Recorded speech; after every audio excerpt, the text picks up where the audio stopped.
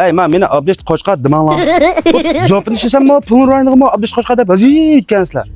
Bu Qo'chqa zopini ishlamay, bir zopini ishlasam, endi Abdesh Qo'chqa deb yozgansizlar.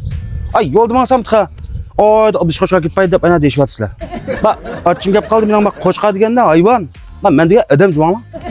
Zopini ishlab qo'ygan Abdesh Qo'chqa deb ketmaydi. Buniki yo'lda mansamizga birasanglar, Abdesh Qo'chqa ekan deb qalsangizga bak deyishib qolmiz, mana deb qo'y. Nat bagachib ketdim men. Kardeş, bana yaptı Abdülhamit Koçkan ne şu hakem mi? Bu sana da brown, tamam ben kaldım. Çok hep kettim he abi yandan kattı. Qanday qilding Abdesh Qo'chqani qanday qilding? He hadi. Qanday qilding Abdesh Qo'chqani? Tamam bu sana da ben sana buldu ko. Ay, shu qanday qilding Abdesh Qo'chqani shu? Bir kanda kılmayma bu sana da ben sana bir mimar kılaydı gen. Ha.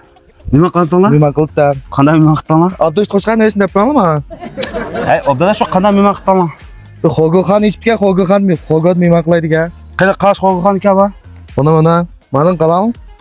G'azab o'shatgan xo'ga yesam bo'ldi degan do'stlarga katta xush xabar. Oila bo'yicha ota-onanglar, xotin-bolalaringni itkasanglar, bahorda e'tibor bor.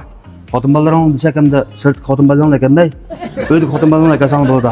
Ammo xo'g'on bo'lsa, ko'rib debsizlar mana shunda ozoda, muhit kengra. Xo'g'oning turamiz to'liq. Yemak ichmakning turamiz to'liq. Ichimlikning ismini demasakmi bo'ladi aqchan. Kelsanglar do'stlar qag'ana. Hamisha kelib bir xo'ga yapishinglar arzida. Abiyaning o'rni Yani orada olsa arkadaş, Beşken Bazar, şu Koçlu Mektep'ten Karıslam 2. qavat Qalsaçı Xogo Xanısı. telefon numeri Telefon numarı 156 84 87 72 74. 24 saat müş numaralı aqlassanlar. ayrim hollarimiz kengra o'lchamlik bor. Andos mishakil biroqni tetbiqshanlarni qarshi olamiz. Voy, bo'lgan. Men vaqtdan shu asamsa. Mana Abdülhamit Koçkan mimar kılım ben. shu Abdush Qo'chqa degan men shu.